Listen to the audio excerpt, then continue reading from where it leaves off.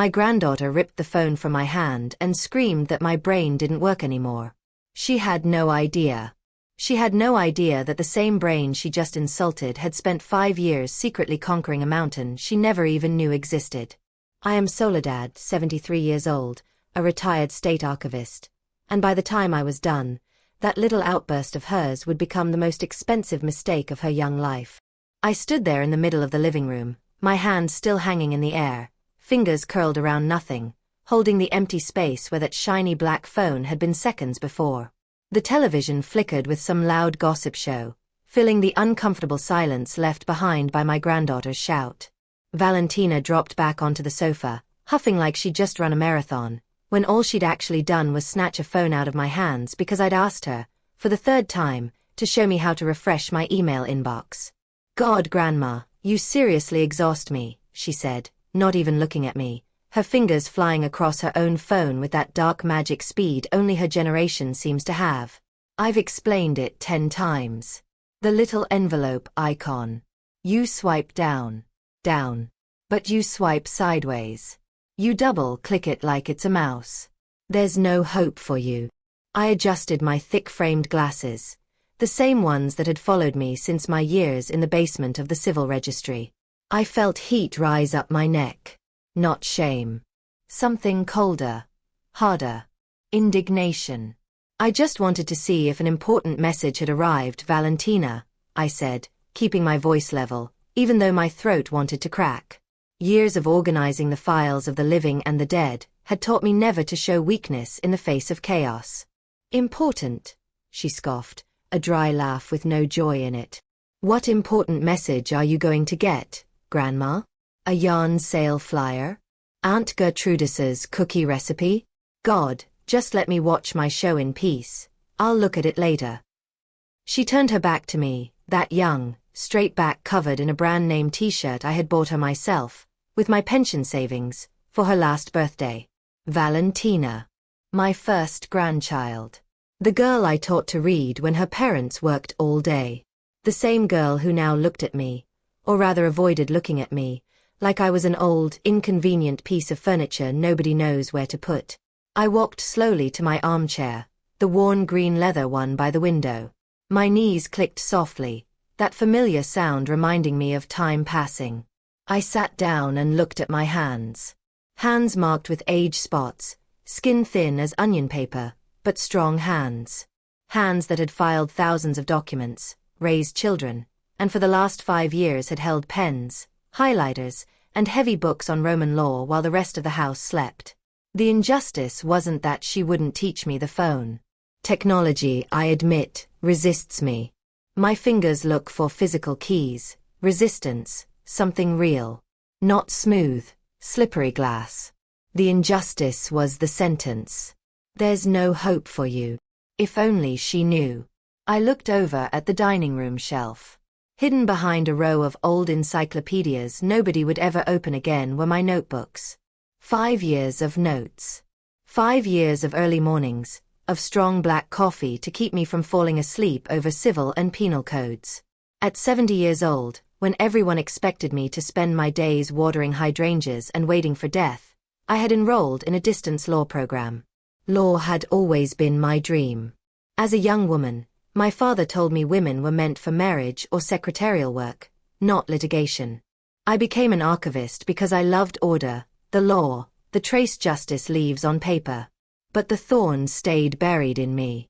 And when I became a widow, instead of falling into depression, I decided to pull it out. Valentina jumped up suddenly, interrupting my thoughts. "I'm going out with Kevin, Grandma. I left your phone on the table. Don't mess with it too much, you'll break the settings again." "Valentina," I called. She stopped in the doorway, rolling her eyes. "I need to check that email today. It's a legal matter." "Legal?" she laughed again, pulling on her denim jacket. "Sure it is, Grandma. It's probably Grandpa's insurance or something about the house. Stop making up movies in your head. I'll look at it when I'm back. Bye." The door slammed shut.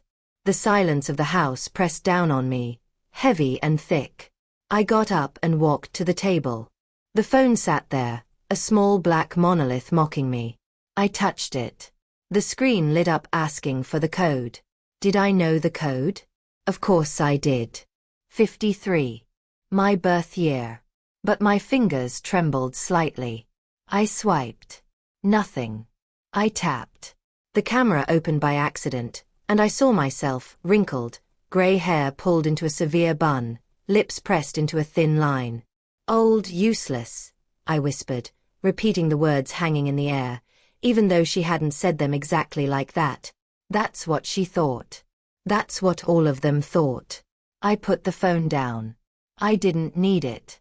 I knew the email was only the digital confirmation. The real confirmation, the one that mattered in my world, would come by mail. The university had promised to send the diploma and the graduation ceremony invitation by certified courier. I went to my bedroom, that small sanctuary that smelled of lavender and old books. I pulled a shoebox from under my bed, where I kept my graded exams. All top marks. Criminal law, 9.5. Commercial law, 10. Philosophy of law, 10. Smoothing the pages with my palm, I felt a wave of pride crashing violently against the humiliation I'd just suffered in the living room. How could it be that the same woman who could draft a flawless legal appeal, who understood the subtleties of constitutional jurisprudence, was treated like a foolish child for not knowing how to swipe a finger across glass? I remembered the sleepless nights, my tired eyes fighting the small print, the back pain, the terrible fear that someone would discover my secret and laugh. "What are you studying for, Mom?" my daughter would say if she knew. "At your age you're not going to practice. It's a waste of time and money." That's why I did it in secret. I used the savings my late husband Roberto had left for emergencies. Well, rescuing my dignity was an emergency. I paid every semester on time. I learned to use the old desktop computer my son-in-law was about to throw away. That one I understood. It had a keyboard, a mouse, it made noise. I took my classes there with headphones on, pretending to watch soap operas in my room. "There's no hope for you," I repeated the bitter phrase on my tongue. I walked to the vanity mirror. I took off my glasses. My honey-colored eyes still had a spark. These were not the eyes of a finished woman. These were the eyes of attorney Soledad Mendieta. Suddenly, the sadness transformed into something more useful. Strategy. 4 years in the archive, I watched people underestimate the power of a piece of paper, a forgotten document in a box. I was like those documents. Filed. Classified as passive. Retired. Grandmother. But nobody bothers to read the fine print, and I was pure fine print. If Valentina and my daughter, who would come home later from work with her usual rush and indifference, wanted to believe I was incapable, I would let them. I wasn't going to fight over the phone. I wasn't going to beg for technical help. Never again. I sat on the edge of the bed and began building a mental plan. My lawyer's mind started structuring the facts and the evidence. Fact 1, I had graduated with honors. Fact 2, my family considered me a cognitive burden. Fact 3, the ceremony was in 2 weeks. I needed an outfit, not the floral dress I wore to my niece's wedding, not the black funeral suit. I needed a graduation gown. And I needed them there to see it. Not to applaud me, but so their prejudice would shatter against the undeniable evidence of my ability. I heard my daughter Carmen's car pull into the garage. I took a deep breath, quickly hid the box of exams back under the bed, smoothed my skirt, and walked out to the kitchen. Carmen came in loaded with grocery bags, talking on her phone through those wireless earbuds that look like little cotton puffs in her ears. Yeah, I'm telling you the contract isn't ready." "Okay, Mom, I'm here," she said, shifting her tone without hanging up. "Did you make the rice?" "Yes, dear, it's in the pot," I answered, taking one of the bags to help her. "Careful, Mom, that's heavy, don't hurt your hip." She yanked the bag from me with a roughness disguised as affection. "Leave it, go sit down. Valentina texted me saying you got difficult with the phone again." I stopped dead by the refrigerator. The hum of the appliance seemed to grow louder. "I wasn't difficult, Carmen. I just asked for help. Oh, Mom, you also have to understand the kids these days move at 1,000 miles an hour. They don't have time to explain where the home button is 20 times. We bought you that phone for emergencies, not so you can be browsing around. If you want to know something, ask us, and when we have time, we'll look at it. There it was again. The condescension. The pat on the head. If you want to know something, ask us. As if they owned all knowledge and I was some beggar for information. Fine, I said, lowering my eyes, hiding the spark of rebellion igniting in my chest. You're right. I'm too old for this modern stuff. Carmen sighed, relieved there was no conflict. That's my girl. Relax. By the way, we have people coming for dinner tomorrow. I need you to help me chop vegetables early. I won't have time. Of course, I answered, and went to my room before she could ask me for anything else. I sat down at my old Olivetti typewriter, that mechanical jewel I kept clean and oiled. I stroked the round keys. They didn't judge me. They printed exactly what I thought, with absolute fidelity. Tomorrow. Tomorrow the mail would arrive. I knew the mailman, Don Anselmo, came by at 10 in the morning. I was always sweeping the sidewalk at that hour. But tomorrow I wouldn't go out. Tomorrow I would let fate play its card. I would let Valentina or Carmen collect the mail. I wanted to see their faces. I wanted to witness the exact moment reality slapped them the way I'd been holding back for so long. I went to bed early that night, but I couldn't sleep. I heard Valentina come home laughing with someone at the door. I heard Carmen typing on her laptop in the dining room, complaining about legal problems at a company that I could have solved in 5 minutes if she'd only bothered to ask me. Article 145 of the Civil Code, I thought, mentally solving the problem I'd overheard my daughter mention on the phone. The solution was so simple. But to her, I only knew about rice and knitting. I closed my eyes and pictured the scene. The university auditorium, the lights, my name being called. Soledad Mendieta, summa cum laude. There's no hope for you, I whispered into the darkness, tasting the irony. You'll see what I've learned. The next morning, the house had its usual chaos of rushing and burnt coffee. Valentina searched desperately for a shoe. Carmen shouted about lost keys. I stayed in my role as silent spectator, serving coffee, passing the toast. Mom, if the doorbell rings, don't answer it.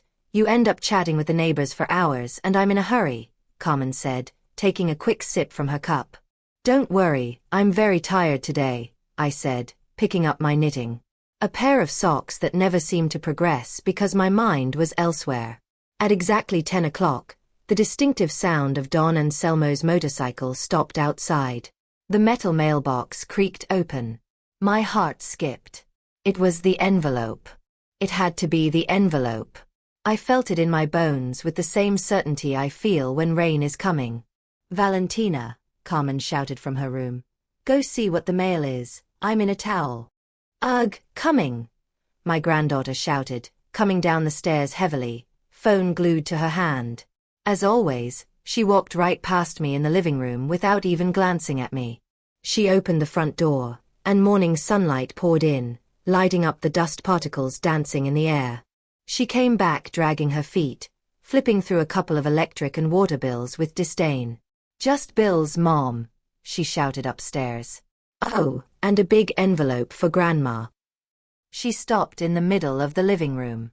The envelope was white, thick, with the National University's seal embossed in gold in the upper left corner, a seal that commanded respect. Valentina frowned, dropped her phone on the sofa for the first time all morning. National University, she read aloud, puzzled. For Mrs. Soledad Mendieta. I froze, my knitting needles suspended in the air. The moment had arrived. I said nothing. I just stared at her, waiting for her young, fast brain to process what her eyes were seeing. She turned the envelope over. It was sealed with the elegant detail the university reserved for honor graduates. Grandma, she said, looking at me with a mix of confusion and curiosity. What is this? Are they charging you for something? Are you in some kind of trouble? Open it, I said. It was an order, not a request. My voice came out with an authority I hadn't used in years, the tone that made interns tremble back at the archive. Valentina looked at me, startled by my tone, but curiosity won. She slid her electric blue painted nail under the flap and tore the paper. She pulled out the card. It was heavy cream cardstock, elegant, black Gothic lettering gleaming under the lamplight. I watched her read. Her eyes moved left to right. Once. Twice. Her mouth fell slightly open. The color drained from her face. She looked at the paper, then at me, then at the paper again. What? She stammered. Read it out loud, Valentina, I said, slowly rising to my feet. My knees didn't hurt anymore. I felt 10 feet tall. I want to hear if you learned how to read properly. She swallowed hard. Her hands began to tremble, just like mine had trembled the day before with the phone, but for very different reasons. The Dean of the Faculty of Law has the honor of inviting you to the graduation ceremony of Attorney Soledad Mendieta. Her voice trailed off into a thread of disbelief. With honors. The silence that followed was absolute, heavier than yesterday's. But Grandma, you just knit socks, she said, and I watched her eyes fill with tears. Not sadness. Deep shock. A reality shattering in front of her. I smiled. It was a small smile, barely a gesture. It seems, Valentina, I said, walking over to take the invitation from her limp hands, the one who has no hope isn't me. At that moment, Carmen came down the stairs drying her hair with a towel. What's going on? Why the long faces? Did someone die? I looked at my daughter, then at my granddaughter, and finally rested my eyes on the invitation, now pressed against my chest like a diamond shield. The war had already ended in my mind, but the battle for my place in this house had just begun. Nobody died, Carmen, I said with a chilling calm. On the contrary, someone was just born. Carmen held the invitation between 2 fingers, as if it were a contaminated lab sample she was afraid to touch. The cream paper trembled slightly under the hum of the air conditioner. I stood tall by the dining table, watching disbelief battle logic on my daughter's face.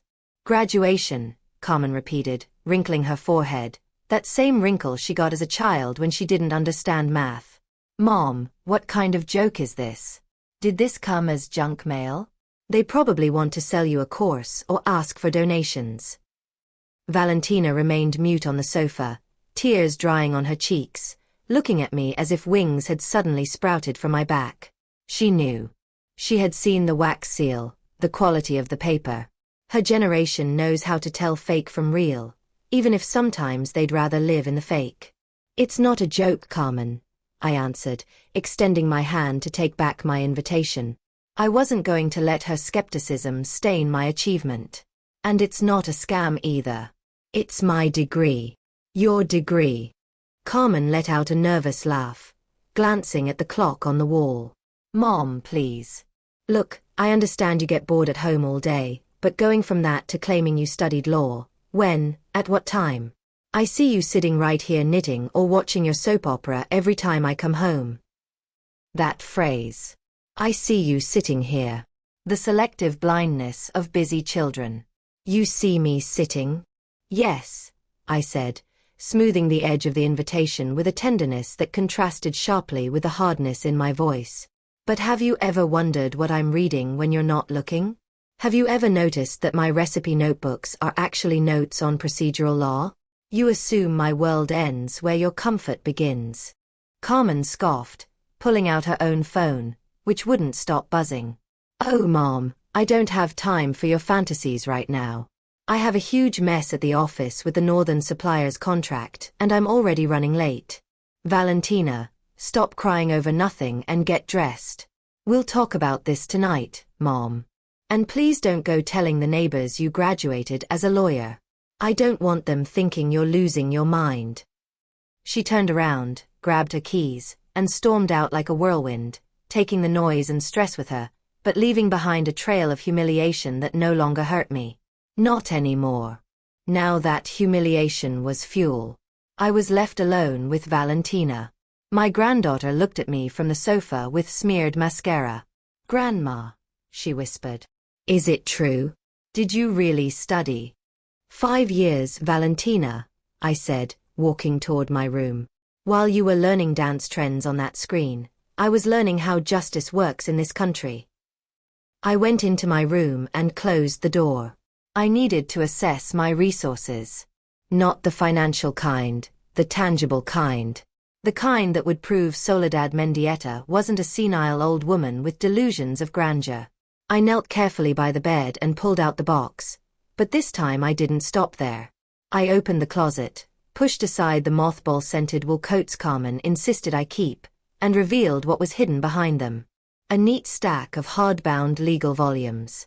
The Federal Civil Code, the Annotated Political Constitution, the Treatise on Commercial Law. Expensive, heavy books, with that particular smell of ink and seriousness. I had bought them second-hand from downtown bookshops, carrying them one by one on the bus, hiding them in grocery bags under lettuce and tomatoes so no one would ask questions. I stroked the spine of the Penal Code, worn from use. I had underlined entire paragraphs in pencil. I had filled the margins with my own notes. Resource number 1, knowledge. I had it. It was in my head, sharp and ready. I knew more about property law than the lawyer Carmen had hired last year for that fence dispute. That man who charged her a fortune for the wrong advice. I knew it back then, but I stayed quiet. Why? Fear. That old habit of women my generation, never overshadowing anyone, never causing inconvenience. I pulled my thesis from the safety box tucked in the back of the closet. 120-page document, impeccably typed on my Olivetti. The procedural vulnerability of the elderly in the current judicial system. That was my topic. Pure irony. I had written about how the system ignores the old, while my own family ignored me in the living room. I sat at my desk and turned on the small reading lamp. The yellow light illuminated my hands. They weren't trembling anymore. Yesterday's shame over the phone had evaporated. What did it matter that I didn't know how to use a filter app if I knew how to draft an indirect appeal? What did it matter that I didn't understand memes if I understood legal hermeneutics? For years I had accepted my role.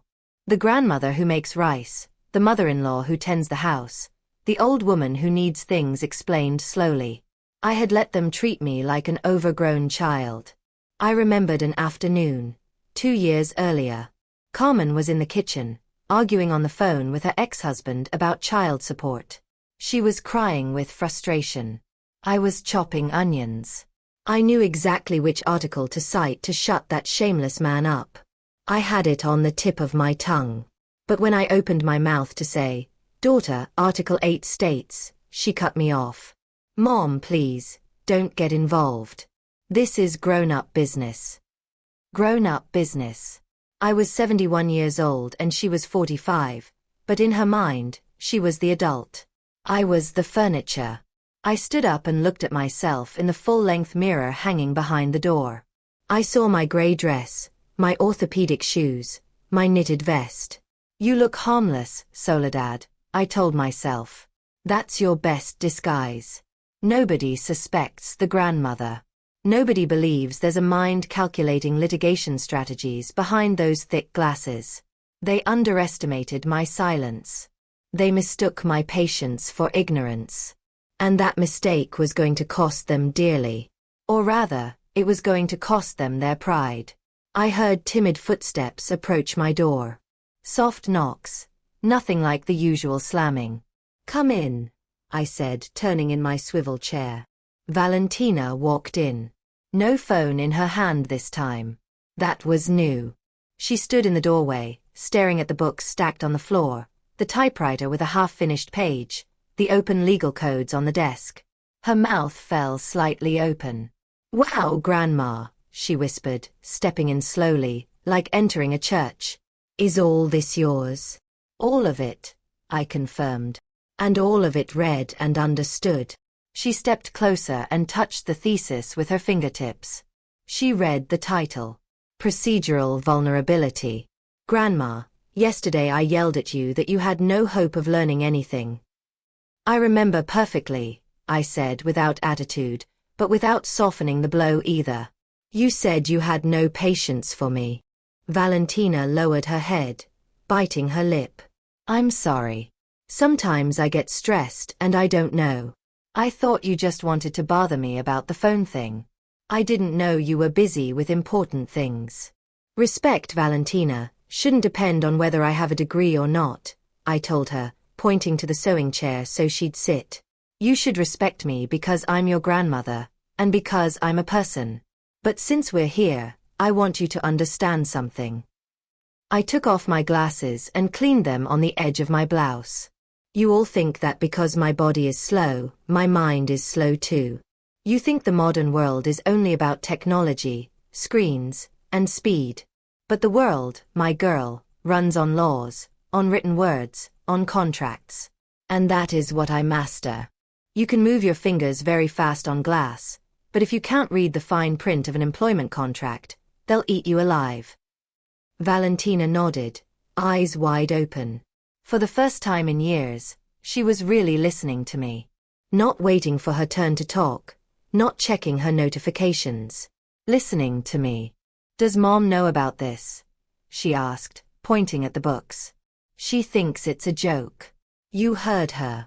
And what are you going to do? Valentina looked genuinely concerned. The graduation is in 2 weeks. You have to go. You need to buy something nice. I smiled. There it was, the shift. I already had an ally, even if it was an ally motivated by guilt. I don't need to buy anything nice, Valentina. I need a gown and a cap. And I'm going with or without you. But I'd prefer you come, so you see your grandmother isn't only good for taking care of the house. I'm coming, she said quickly. I swear. And I can help you find the gown online. I know where they rent that stuff. That would be useful. I accepted. It was a start. But with Carmen, it would be different. Carmen needed hard proof. Carmen was pragmatic, tough, cynical. For her, seeing the books wouldn't be enough.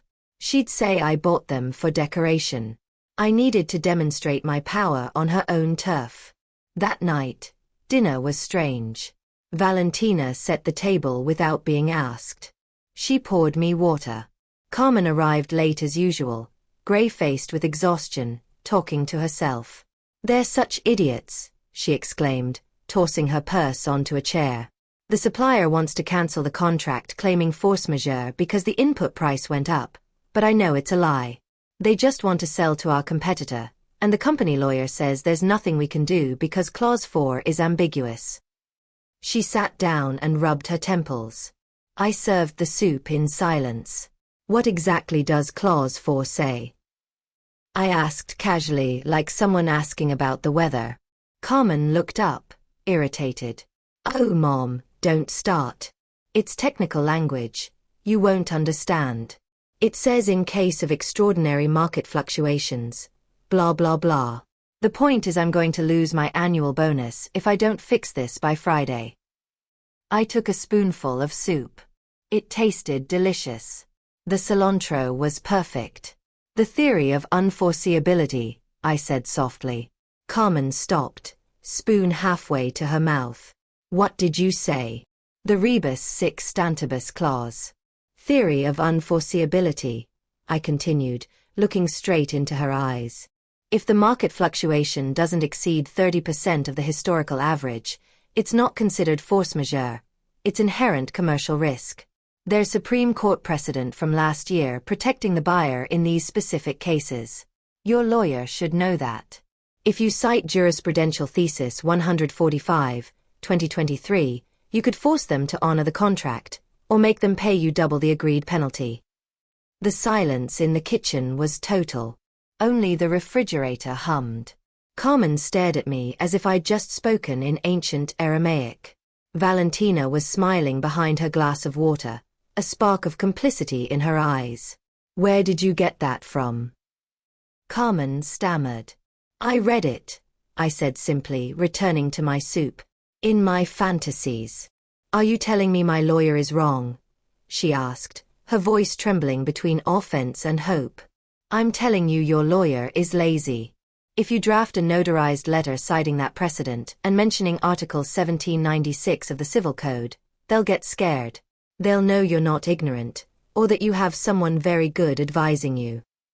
Carmen dropped her spoon, sat thinking, processing. I watched the gears turning in her head. Desperation to save her bonus was fighting against her know-it-all pride. Do you have that thesis number written down? She finally asked, quietly, almost inaudible. It's in my room, on my typewriter, I answered. Finish your soup, it's getting cold. I stood calmly, cleared my plate, took it to the sink. I could feel their stares on my back. The dynamic had shifted. The air in the kitchen was no longer the same. I was no longer the invisible grandmother. I was an unknown, a mystery sitting at their table. I went to my room and pulled out the fact sheet I had prepared that afternoon, anticipating exactly this situation. I had overheard Carmen complaining on the phone the night before, and like the good strategist I was becoming, I had gotten ahead of it. I typed a few more lines on my Olivetti to complete the argument. The sound of the keys, tap, tap, tap, ding, echoed through the silent house like warning shots. I pulled the page from the roller. It was a perfect draft of the letter Carmen needed to send. Clear, concise, lethally legal. I stepped into the hallway. Carmen was there, standing outside my door, arms crossed, looking smaller than usual. Here, I said, handing her the page. Tell your secretary to type it up clean, and tell your lawyer to go study. Carmen took the paper, read the first lines. Her eyes moved fast. She was a businesswoman. She knew how to recognize a powerful document when she saw one. Mom, this looks like it was written by a professional. It was written by a professional, Carmen, I said, leaning against the doorframe. Attorney Soledad Mendieta. And I suggest you start getting used to the title, because in 2 weeks you'll watch me receive it. Carmen didn't respond. She couldn't. She stayed there reading the page over and over, looking for the mistake, looking for the fantasy, but only finding the solution to her problem. I turned and closed my bedroom door. I sat on my bed and breathed deeply. My heart was pounding, not from fear, but from the adrenaline of battle. I had won the first skirmish, but the real war was still ahead. It wasn't enough for Carmen to use my knowledge for her benefit. She had done that her whole life with my cooking and my time. I needed her to recognize my identity. I looked toward the window where the moon lit the neighborhood rooftops. Tomorrow Carmen would send that letter. The day after, she'd have results. And then she'd have to admit that the woman who doesn't know how to use a phone had just saved her hide. I pulled out from under my pillow a brochure Valentina had secretly printed and slid under my door an hour earlier. Graduation gowns. Black, solemn, with red velvet hoods, the color of the law faculty. I ran my finger over the image. I imagined myself wearing it. I imagined walking up to the podium. I imagined looking out at the audience and seeing my daughter and granddaughter. Not with pity, but with awe. There's no turning back now, Soledad, I whispered. You've opened Pandora's box. And the truth was, I liked what was coming out of it. I liked this new Soledad who didn't ask permission. I liked the respectful fear I saw in Carmen's eyes. I went to sleep, but in my mind, the hallway light stayed on. The plan was in motion. They thought this was about a diploma hanging on a wall. They had no idea it was about rewriting the history of this house, clause by clause. I woke before sunrise, as I have for the last 50 years. But this time I didn't go down to the kitchen. I didn't put water on for coffee. I didn't take out the butter to soften, or check if there was sweetbread left in the pantry. Instead, I stayed in my room, listening to the house wake up without my intervention. I heard the pipes groan when Carmen turned on the shower, and the dull thud of Valentina's alarm clock hitting the floor. I got dressed with ceremonial slowness. I chose my navy blue suit, the one I'd bought a decade earlier for my sister's funeral, and which, miraculously, still fit without pinching. The fabric was stiff, an old-fashioned polyester no longer made, but it had that structure that forces you to keep your back straight. I buttoned the white blouse up to my neck. I pinned a silver brooch to my lapel, a small scale Roberto had given me on our 30th anniversary, never knowing it would one day become my symbol. I looked at myself in the mirror. The woman looking back at me was no longer the grandmother who knitted endless socks. She was attorney Soledad Mendieta. And today, the house was going to meet her. I came down the stairs as the clock struck 7:30. Carmen was already in the kitchen, and the chaos was tangible. Without my invisible hand orchestrating breakfast, the routine had fallen apart. There was an open carton of milk on the table, stale breadcrumbs, and a burnt coffee smell suggesting someone had run the coffee maker without measuring the water. "Mom," Carmen exclaimed when she saw me walk in, phone pressed between shoulder and ear while trying to spread jam on a burnt piece of toast. "Where were you?" "There wasn't." She stopped dead. The toast hung suspended in the air. Her eyes traveled over my figure, from my polished low heels to the impeccable hairstyle that had replaced my usual messy bun. "Mom," she repeated, this time in a lower tone, almost bewildered. "Are you going out? Do you have a doctor's appointment?" "Good morning, Carmen," I answered clearly, ignoring her question. I walked to the table, gently pushed aside a pile of unopened bills, and set down my leather folder and the day's newspaper I'd picked up at the door. "The coffee smells a little strong today." I sat at the head of the table. It was technically my chair, but I usually only occupied it to serve others. Today I occupied it to preside. I opened the newspaper and pulled out my fountain pen. Valentina came in dragging her feet, eyes puffy with sleep, still in her teddy bear pajamas. She went straight to the refrigerator, opened it, and stared at the empty space where prepared options should have been. "Grandma, there's no cut fruit," she started to complain, but when she turned and saw me, her mouth snapped shut audibly. "Wow. You look different." "Thank you, Valentina," I said, not looking up from the national politics section. "There are whole apples in the fruit bowl. Young teeth are strong. Use them." Carmen was still standing there, staring at me like she expected the costume to fall off any second and the apron to reappear. But the phone on her shoulder started squawking, dragging her back to her frantic reality. Yes, counselor, I'm here," she said, shifting her tone to her professional mode. "I already sent the letter." "Yes, the one we drafted last night." "No, I don't know what the other side is going to say. I'm very nervous. If this goes wrong, my boss is going to." I heard her breath quicken. Carmen was a good manager, but conflict terrified her. She had always sought approval, and the fear of losing her status paralyzed her. I kept marking up an article on tax reform with my blue ink, tracing straight, firm lines. "The other company's lawyer is on the other line," Carmen whispered, covering the microphone with her hand and looking at me in absolute panic. "Mom, it's him. It's the shark I told you about." I slowly took off my reading glasses and set them on the newspaper. "Answer it, Carmen. But I don't know what to say if he pushes back on the unforeseeability argument. My lawyer says it's risky that." "Your lawyer is afraid of doing his job," I interrupted gently. "Put it on speaker." "What? Are you crazy? It's confidential." "Put it on speaker," I ordered. I didn't raise my voice, but I used the tone that resonates in the diaphragm, the same one the district judge used when calling for order in the courtroom. Carmen, moved by a reflex of childhood obedience or pure desperation, tapped the screen and set the phone on the table. "Hello," she said, voice trembling. "Mrs. Carmen," boomed a male voice, deep and arrogant, from the speaker. "We received your notice. I have to say we found it to be a rather tasteless joke. Citing jurisprudence out of context to evade contractual responsibilities is creative, but useless. We're preparing to file a breach of contract lawsuit." Carmen went pale. She looked at me with tears held back. Valentina had stopped chewing her apple and watched the scene, frozen. The man on the other end waited for silence, waited for fear, waited for Carmen to apologize and accept the abusive terms. It was the classic intimidation tactic, Shout first so you don't have to negotiate later. I grabbed a paper napkin and quickly wrote a sentence with my fountain pen. The cursive letters, elegant and legible, shone in the fresh ink. I slid the napkin toward Carmen.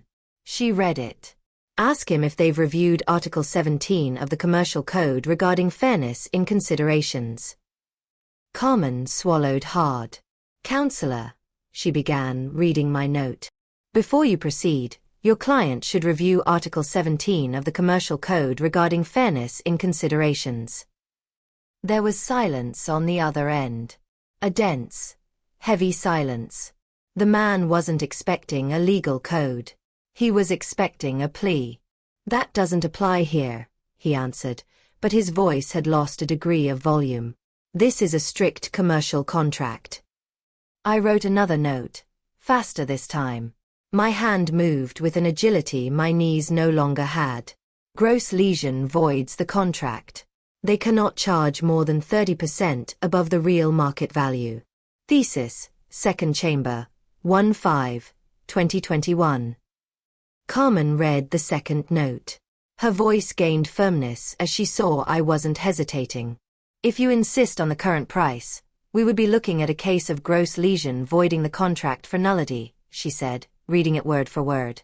According to Thesis Second Chamber J15, 2021, you cannot demand payment exceeding 30% of the real market value without falling into unjust enrichment. The silence on the other end stretched on. I heard papers shuffling, muffled voices in the background. The shark was consulting with someone, or maybe Googling. Look, Carmen. The voice came back, now strangely conciliatory, almost sugary. There's no need to get technical or go to litigation. Nobody wants to waste time in court, right? Maybe we can adjust the profit margin, say, a 15% increase instead of 40. Carmen's eyes went wide as saucers. She covered her mouth to stop herself from shouting. She looked at me for the next instruction. I nodded slightly and closed my folder. That was enough. We had won. I'll consult with my legal department and call you back in 10 minutes, Carmen said, and hung up before the man could reply.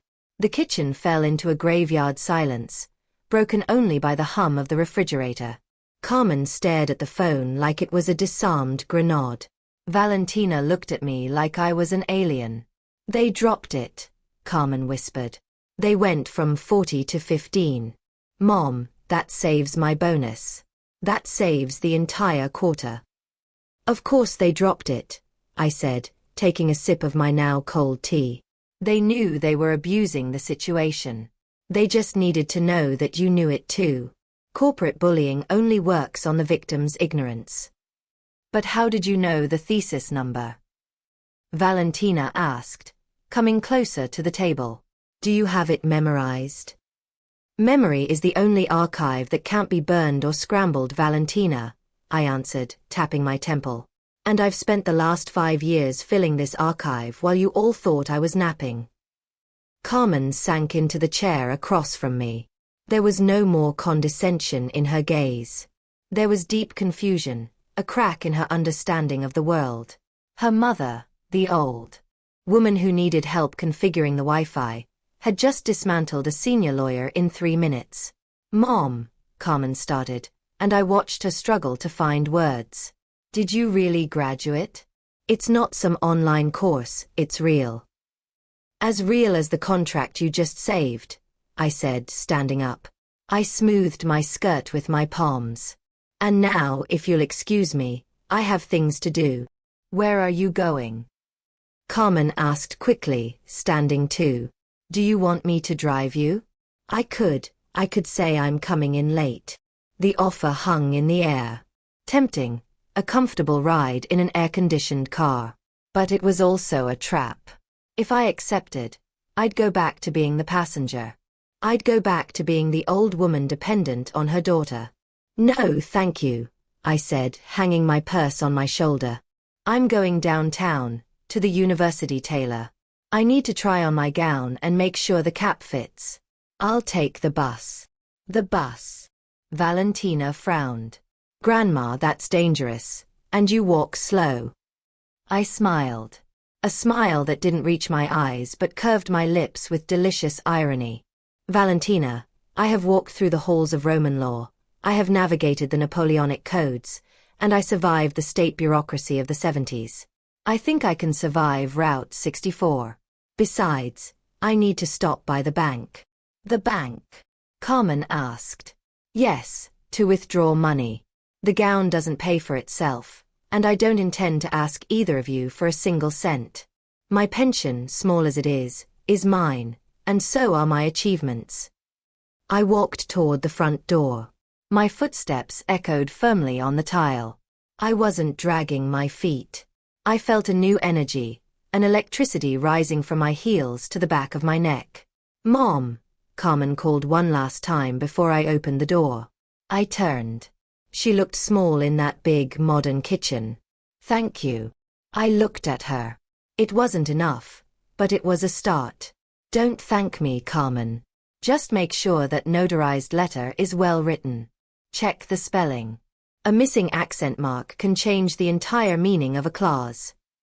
I opened the door, and the morning sun hit my face. It smelled of hot asphalt, coffee from next door, and freedom. I walked to the bus stop with my head held high. Neighbors greeted me. Good morning, Dona Soledad. Good morning, I replied. They saw the same old lady as always. They had no idea that under this blue suit beat the heart of a strategist who had just won her first case without ever leaving her kitchen. Getting on the bus, the driver, a young man with music blasting, watched me in the rearview mirror and waited until I was seated before pulling away. I thanked him silently. I sat by the window and watched my neighborhood go by. The identical houses, the corner grocery stores, the small, contained life I had led for so long.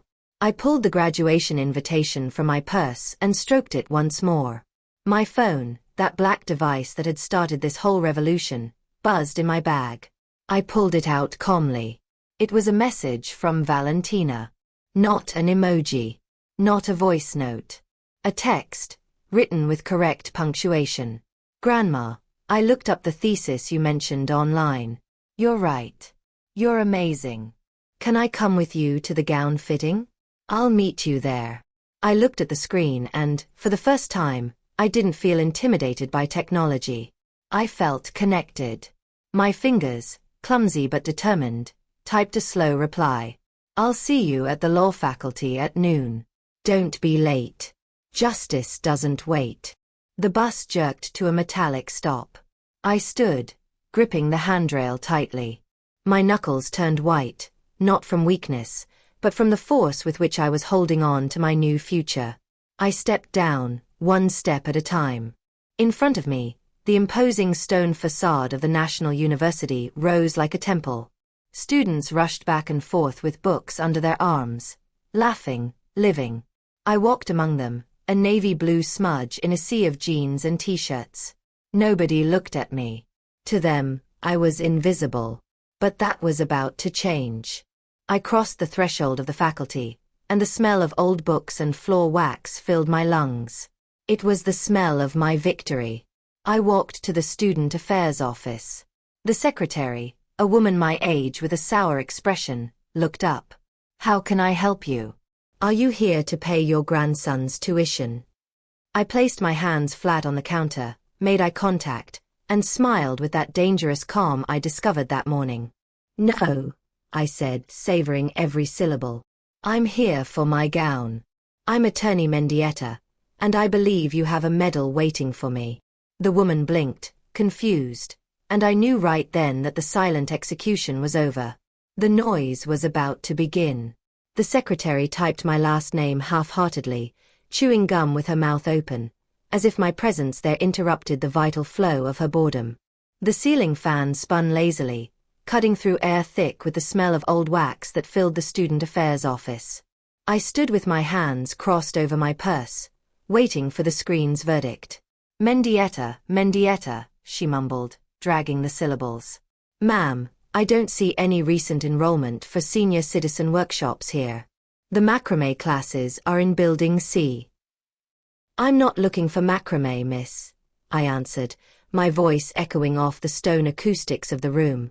Check the graduate list for the Faculty of Law. Class of 2019 to 2024.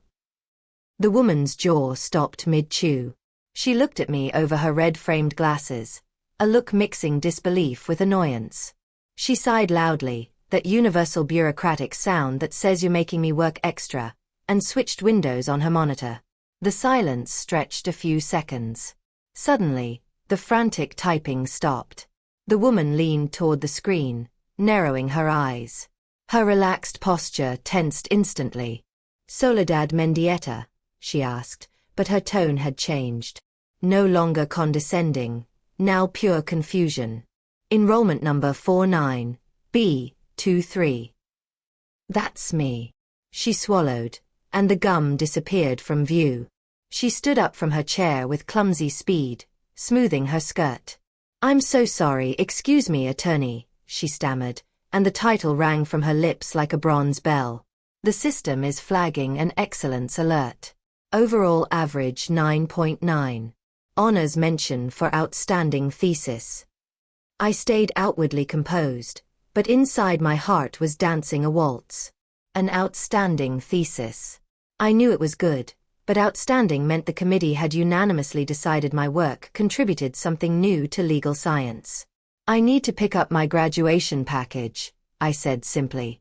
"Yes, of course, of course. Give me a moment. I'll go to the secure storage room. We don't keep those packages at the front counter." The woman disappeared through a metal door. I stood alone at the varnished wooden counter, breathing in the scent of triumph. It wasn't the lavender smell of my room, or the bleach smell of Carmen's kitchen. It was the smell of respect. At that moment, the glass door at the entrance swung open. Valentina rushed in, face red, chest heaving, as if she'd run from the bus stop. Her backpack hung from one shoulder, and her phone was in her hand, but turned off. "Grandma," she panted, hurrying toward me. "Sorry, the security guard at the entrance wouldn't let me through because I didn't have my ID. I had to tell him I was with Attorney Mendieta." I smiled. My granddaughter had quickly learned the access code. "You're right on time, Valentina. They're about to bring my gown." Before she could respond, the door opened again. This time it wasn't a timid entrance. It was Carmen's furious, familiar heel-clicking. She walked in talking on the phone, of course, sunglasses on despite being indoors. Yes, I'm here now. I had to come find my mother, who decided to run off downtown." "Aha.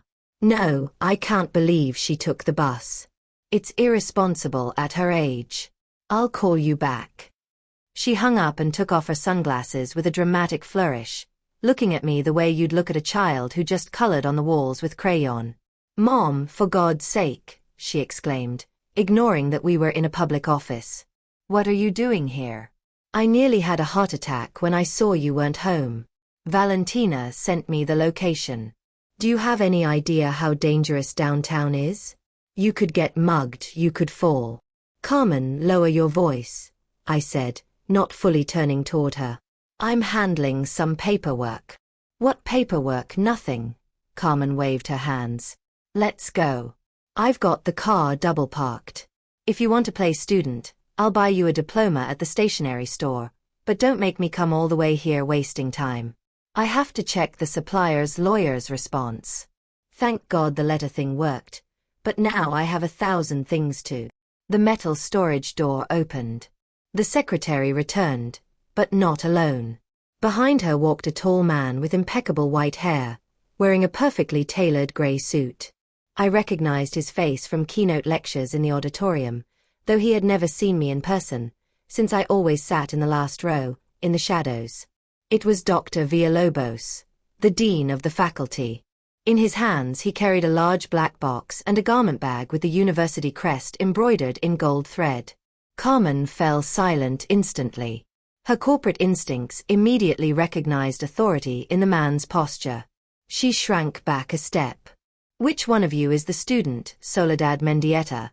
the dean asked, his baritone voice filling the room. I stepped forward, separating myself from my daughter and granddaughter. "That's me, Dr. Villalobos." "An honor." The man looked at me. His eyes traveled over my outdated suit, my orthopedic shoes, my wrinkled hands. For a fraction of a second I saw surprise, but unlike Carmen, he was a man of intellect. The surprise immediately gave way to genuine admiration. Dona Soledad, he said, extending his hand to shake mine firmly. Or should I say, colleague? I personally requested to deliver this to you. Carmen let out a small choked sound, like a hiccup. Valentina pulled out her phone and quietly started recording. I've read your thesis 3 times, the dean continued, ignoring my family. The procedural vulnerability of the elderly is devastating. Brilliant. You found gaps in the civil code that not even my doctoral students had noticed in years. I felt my cheeks warm, but I kept my chin up. Life experience, doctor, sometimes illuminates corners theory leaves in the dark. I lived that vulnerability. I just gave it a legal name. And you did it masterfully. We want to publish your work in next month's National Legal Journal. He paused, looking at the black box he held. The University Council has voted to award you the Ignacio Burgoa Medal for Academic Excellence. It's the first time in 20 years we've given it to someone from the distance program. The silence that followed that statement was thick, almost solid. I could hear the hum of the air conditioner, and behind it, Carmen's uneven breathing. My daughter approached slowly, as if walking on cracking ice. Excellence, Carmen whispered, looking at the dean, then at me. But my mom, she only watches soap operas. The dean turned his head slowly toward Carmen. He looked at her over his glasses with that stare judges use to silence an impertinent lawyer. Your mother, ma'am, achieved the highest average in her graduating class. While you thought she was watching soap operas, she was rewriting the interpretation of Constitutional Article 17. You should feel a pride too big for your chest to hold. Carmen went pale. She opened her mouth to say something, to defend her narrative of the devoted daughter caring for a helpless old woman, but no sound came out. Reality was hitting her with the force of a judicial gavel. Here is your gown, attorney, the dean said, handing me the garment bag with reverence, along with the cap. Would you like to try it on? It would be an honor for me to see you formally invested. It would be an honor for me too, doctor. I took the garment bag. It was heavy the way important things are heavy. I opened it right there. The black fabric fell like a cascade of night. The red velvet hood shone intensely. I removed my navy blue jacket. Carmen made a move to help, an old conditioned reflex, but I stopped her with a look. I can do it myself, I said. I slid the gown over my shoulders. The cool, heavy fabric wrapped around me, erasing the grandmother's body, erasing the fragility, erasing years of invisibility. I buttoned the front, placed the red hood over my shoulders. Finally, I pulled the octagonal cap from the box. I held it for a moment between my hands. It was the final symbol. I put it on, adjusting the golden tassel to the left side. I turned toward the full-length mirror on the side wall. I didn't see Soledad, the widow who waters plants. I saw an authority. The black gown gave me a stature I had never had. I looked like a Supreme Court justice. I turned to face my family. Valentina had both hands covering her mouth, eyes bright with tears. She wasn't recording anymore, just watching. Carmen was devastated. She'd leaned against the counter to keep from falling. She looked at me with a mix of terror and adoration. The image of her dependent mother had dissolved, and before her stood a powerful stranger. Mom, Carmen said, her voice cracking. It wasn't the voice of the stressed executive anymore. It was the voice of a little girl. Do you see yourself? Do you see how imposing you are? I am, Carmen, I answered, my voice resonating gently beneath the layers of fabric. I always was. You just never had time to notice. The dean applauded softly. A slow, respectful applause. We'll see you at Friday's ceremony, attorney. We have the class speech reserved for you. I hope you'll accept giving it. The speech. Valentina let out a gasp. You're going to give the speech, Grandma? I will, I said, nodding to the dean. I have a lot of things to say that have been kept quiet for too long. The man retired to his office, leaving us alone in the lobby. The secretary watched us from her chair, gum gone now, with a fearful respect. I began carefully removing the gown, folding it meticulously to put it away again. Carmen stepped forward abruptly. Let me carry the bag, Mom, please. It's too heavy for you. I looked into her eyes. I saw the plea. It wasn't just kindness, it was a desperate attempt to reclaim her role, to be useful to someone who had just proven she didn't need her. She wanted to carry the gown because she could no longer carry the weight of her own life. I smiled, but it was a sad smile. Fine, Carmen. You can carry the gown. But the degree I carry myself. I handed her the garment bag. She hugged it like a baby, as if all the guilt she felt were contained in that fabric. We left the building. The midday sun poured down on the university plaza. Students passed by, and this time I felt like I was walking among equals. I'm hungry, I said, stopping on the steps. Let's go eat. Yes, of course, Mom. Carmen pulled out her car keys quickly. Let's go home. I'll make you some noodle soup and you can lie down for a bit. It's been a lot of excitement. I cut her off flatly. I don't want noodle soup, and I don't want to go home yet. I want to go to the Argentine steakhouse on the corner. I want a cut of beef and a glass of red wine. But Mom, your blood pressure, your cholesterol, Carmen started, reaching for her old medical script. My blood pressure is fine, Carmen. You're the one who looks like she's about to faint. Besides, I'm paying, with my first professional fee. Fee? Valentina looked at me curiously. Have you already charged someone? Not yet, I said, starting down the steps with a firm stride. But I just decided I'm going to charge your mother's company for this morning's consultation. A specialist in commercial obligations doesn't come cheap. Carmen opened her mouth indignantly for a second, then closed it. She looked at me, really looked at me, and let out a nervous, hysterical, liberating laugh.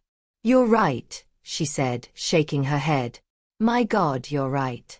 The lawyer was going to charge me 50,000 pesos to lose the case. You won it for the price of a burnt piece of toast. Consider the toast the retainer, I joked, and for the first time in years, we laughed together. Not at me. With me. We walked toward Carmen's car. She opened the back door for me, but I stood by the front passenger door instead. Valentina, get in the back, I ordered. Wait, but I always sit up front with my mom, the girl protested. Not today, I said. Today the attorney rides up front. I need legroom, and I want to choose the music. No reggaeton. I want boleros, or maybe a political analysis podcast. Valentina laughed and climbed into the back seat without further argument. Carmen looked at me across the roof of the car. Her eyes were red behind the sunglasses she'd put back on. Forgive me, Mom, she said, very quietly, almost lost in the traffic noise. Forgive me for saying you had no hope of learning anything.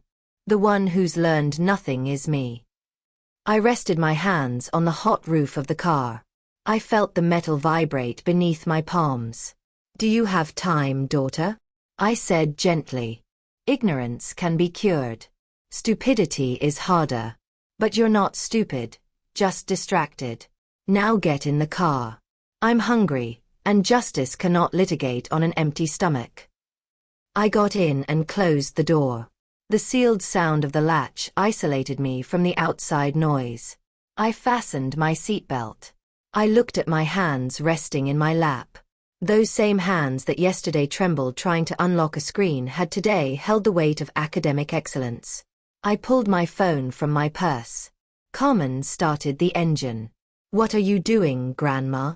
Valentina asked from the back, leaning between the seats.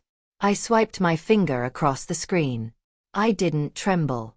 I found the contacts icon. I'm deleting the contact, daughter, emergencies, I said calmly, and changing it to Carmen, potential client. Valentina burst out laughing. Carmen glanced at me sideways with a crooked smile, a mix of fear and respect. The car pulled away. As we drove off from the university, I knew the battle for respect was over. But the war for my independence had only just begun. I was no longer the grandmother in the corner. I was the center of gravity, and I intended to exercise that force with every gram of my being. I looked out the window and saw my reflection.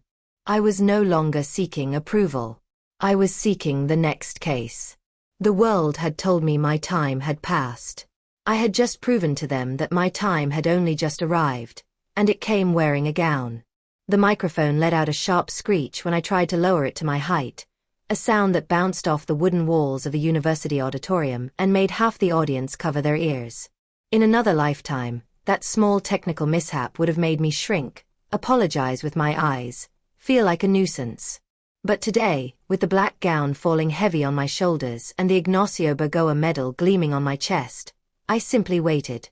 I waited with that geological patience 73 years grants you, until the silence returned to absolute. I looked out. Hundreds of young faces stared back at me. 20-year-old students with their whole lives ahead of them, in their new gowns, dreams still intact. And in the third row, reserved for family, there they were. Carmen, gripping a tissue tight in her hand, and Valentina, holding her phone up high, not to chat, but to record the moment her grandmother stopped being furniture and became history. Mr. Rector, Faculty Council, fellow graduates. My voice came out firm, amplified through the speakers, filling every corner of the auditorium. They asked me to speak today about the future of law. It's ironic, because to the world, a woman my age should only be talking about the past. I paused. I saw Dean Villalobos nod from the head table. For years I was invisible. I was the woman who stands in line at the bank, the grandmother who knits in her armchair, the old woman people speak to slowly and loudly, because it's assumed her understanding has worn down along with her knees. I looked directly to where Carmen sat. She lowered her head, not in shame, but in recognition. But invisibility has one advantage. It lets you observe. And in my silence, I watched how justice often forgets those who cannot shout. I learned that the law is a shield, but it's heavy for those who don't have the strength to lift it. I decided to strengthen my arms. A murmur rippled through the room. It wasn't boredom, it was connection. I'm not here to tell you to chase your dreams. I'm here to tell you that time is not a straight line that ends when the gray hair appears. Time is evidence, and today I present my life as proof that it's never too late to reclaim your own dignity. To my biological and academic grandchildren, I say, do not underestimate the patience of someone who has watched history pass by. Sometimes, revolution isn't made with a shout in the plaza, but with an open book in the kitchen while everyone else sleeps. When I finished, the applause wasn't polite. It was thunderous. I watched students rise to their feet, throwing their caps into the air. I saw Valentina jumping, shouting, "That's my grandmother." And I saw Carmen, my executive daughter, my tough, pragmatic daughter, crying openly, clapping until her hands hurt, mascara running, a smile splitting her face with pride. I stepped down from the podium carefully, feeling every step, but without help. When I reached the bottom, the dean shook my hand with both of his. "Attorney Mendieta," he said, "that was the best commencement speech I've heard at this faculty in a decade." The reception afterward was a whirlwind. For the first time in my life, I was the family's center of gravity. I didn't serve the appetizers, they brought them to me. Valentina ran to fetch me water. Carmen introduced me to her colleagues, who had come out of curiosity, with a new phrase. "This is my mother, the family lawyer." But the real change, the tectonic shift, happened when we got home. Carmen's car pulled into the driveway. The house looked the same, the brick facade, the garden with the hydrangeas, the rusted mailbox. But crossing the threshold, the air felt different. It no longer smelled of confinement and mothballs. It smelled of possibility. "Mom," Carmen said, setting the keys on the entryway table and turning to face me. Her posture had changed. She no longer looked down at me from her height as a busy modern woman. She looked me in the eyes. I need to ask you a favor, and I swear I'll respect it if you say no. I took off the cap and set it carefully on the mantelpiece, displacing an old vase I never liked. Tell me, Carmen. The supplier contract, the one we saved with your napkin note. My boss wants us to review all of last year's supply contracts. He says if we find more abusive clauses like that one, we could recover millions. He told me, hire the firm that advised you. They're sharks. I smiled, smoothing my skirt. We're not a firm, Carmen. It's just me and my Olivetti. I know, but would you do it? We'd pay you the external consultant rate, with a contract, everything legal. Carmen came closer and took my hands. Her hands were cold, mine were warm. Mom, I need your brain. Not because you're my mother, but because you're the best I know at finding what nobody else sees. I looked at my daughter. For years her rejection had hurt me. Now I understood it wasn't rejection, it was fear. Fear of seeing her own future reflected in my supposed obsolescence. By seeing me powerful, she was freeing herself from that fear too. I accept the case, Carmen, I said. But with one condition. Anything. I want the office. Carmen blinked. The office. You mean Dad's old study? But we have the Christmas boxes and the old bicycles in there. Exactly. Tomorrow we clear all of that out. I need a desk, a good lamp, and shelves for my law codes. If I'm going to be your company's legal consultant, I'm not going to work at the kitchen table brushing away breadcrumbs. Done, Carmen said without hesitation. Tomorrow I'll hire someone to clean and paint. I'll help, Valentina chimed in, who had been listening from the stairs. And Grandma, about the phone thing. I turned to my granddaughter. She was holding my phone, that smooth black device that had started this whole war. I downloaded an app for you, she said, approaching shyly. It's for scanning documents and turning them into PDFs, and another one for digital signatures. If you're going to work with my mom, you're going to need to send emails fast. I felt a familiar pang of anxiety, that conditioned reflex of I won't be able to. But then I looked at my medal on the mantel. If I could understand Roman law, I could understand a PDF. Teach me, Valentina, I said, extending my hand. But slowly. And if you huff even once, I'll charge you for my time. Valentina laughed and sat beside me on the sofa. Look, Grandma, it's easy. The little camera icon.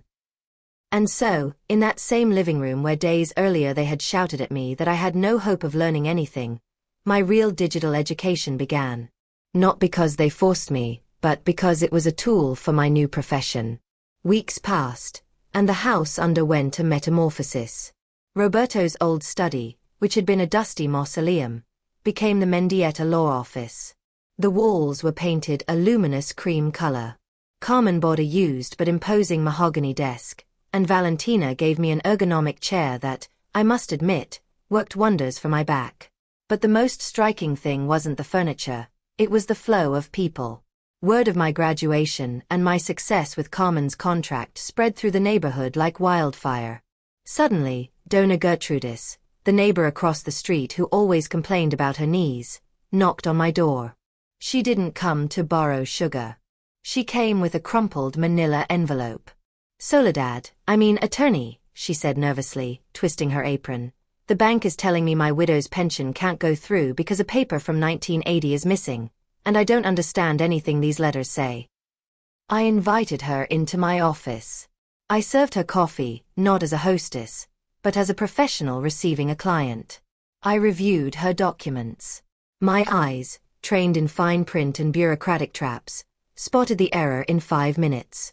The bank was applying a current regulation retroactively, which was unconstitutional in her case. Sit down, Gertrudis, I said, feeding a blank page into my Olivetti. I still preferred it for drafts. I liked the strike of the keys. We're going to draft an appeal. And not only will they give you your pension, we're going to demand 2 years of back payments. Gertrudis left my house in tears, but tears of relief. The following week she came back with a pot of tamales and news that the bank manager had received her personally after reading my letter. Then came Don Anselmo, the mailman, with a property boundary dispute, and the girl from the bakery who was about to be fired for being pregnant. My house became a lighthouse. Carmen would come home from work and, instead of finding me watching soap operas, she'd find me in the office, glasses at the tip of my nose, dictating an email to Valentina for the Labor Conciliation Board. "Mom, it's getting late," Carmen would say, poking her head in the doorway, but with a smile of respect now. "Leave that, you'll wear yourself out." "Justice doesn't rest, dear," I'd answer, signing a document with my new fountain pen. "Besides, this case is fascinating. It's about bad faith adverse possession." One night, after closing a particularly difficult case for Carmen's company, we had managed to renegotiate a multimillion peso debt based on an accounting technicality. I stayed alone in the office. The house was silent. Valentina was asleep upstairs. Carmen was reading in her room. I turned off the desk lamp, and moonlight came through the window, illuminating my framed degree on the wall. Attorney at Law, Soledad Mendieta. I walked over to the frame and touched the glass. I saw my reflection superimposed over the diploma. I thought of Roberto, of how much he would have loved to see me like this. He was always protective. He always wanted to shield me from the harshness of the world, but I think deep down he knew I was tougher than he was. Widowhood wasn't the end of my life. It was the catalyst.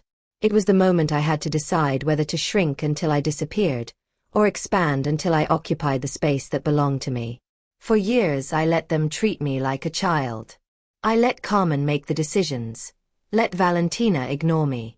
Why? Comfort. Because it's easier to be the silent victim than the responsible protagonist. But the price of that comfort was my soul, and the price was too high. I sat in my swivel chair and looked at the cell phone on the desk. It lit up with a notification.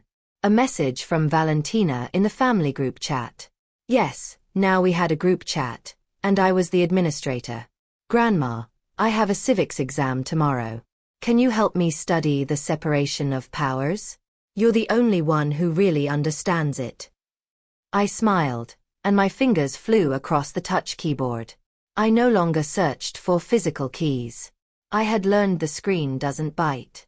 "Of course, sweetheart. 5 o'clock in my office. Bring coffee and cookies. Consultations aren't free."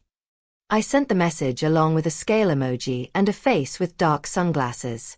Carmen replied instantly with a laughing emoji and a heart. I leaned back in the chair, feeling a deep peace. Not the peace of eternal rest, but the peace of a warrior who has won her territory. I had transformed the dynamic of 3 generations of women. Carmen had learned that authority doesn't come from a corporate title, but from knowledge. Valentina had learned that youth isn't synonymous with wisdom, and old age isn't synonymous with ignorance. And I had learned the most important thing. I learned that my voice, the one I had silenced for decades so as not to be a bother, was my most powerful weapon. I looked at the pile of pending files for the next day. The case of the cleaning woman who wasn't being paid her overtime. Gertrudis's nephew's abusive lease. The tax review for Carmen's company. I had work. I had purpose. I stood and turned off the hallway light. I walked to my room, not dragging my feet, but setting the pace. My shoes echoed on the wooden floor, a rhythmic, constant, vital sound. Passing the hallway mirror, I stopped one last time. I was wearing my flannel pajamas, but in my mind, I was still wearing the gown. I would always wear the gown. "Good night, attorney," I whispered to myself, and the woman in the mirror winked back at me, ready to wake up tomorrow and keep litigating against forgetting, one clause at a time. Because as long as there is an injustice, and a civil code within reach, Soledad Mendieta does not have permission to retire. My life, the real one, has only just begun.